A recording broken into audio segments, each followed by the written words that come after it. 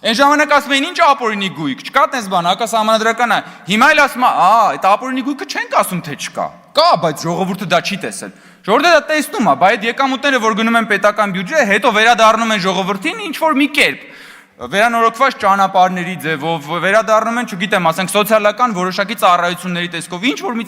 միջնորդավորված, պարոն Մինասյան, որովհետև այդ բանը, որովհետև ես հասկանում եմ ձեր իշխանության մենտալիտետը, բա իմ քյարը որն է, որովհետև դուք ուզում եք, որ մարդը իր մեջ կոնկրետ երևույթի մեջ կոնկրետ նյութական քյար տենա, որովհետև ձեր իշխանությունը հիմնված է եղել այդ քյարի վրա, հասկանում եք, մի հատ ասացվածք կա, եթե չեմ սխալվում, ինքը նաև հայկական ասացվածք է, էլի, ասում է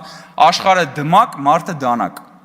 Հասկանում եք ինչ է, այդ դուք հենց դա եք, ձեր համար Հայաստանը մի հատ մեծ դմակ ա եղել, դուք էլ դանակ եք եղել, եկել եք այդ դմակը ինչքան կարացել կտրել եք, այդ դմակից ինչքան կարացել կերել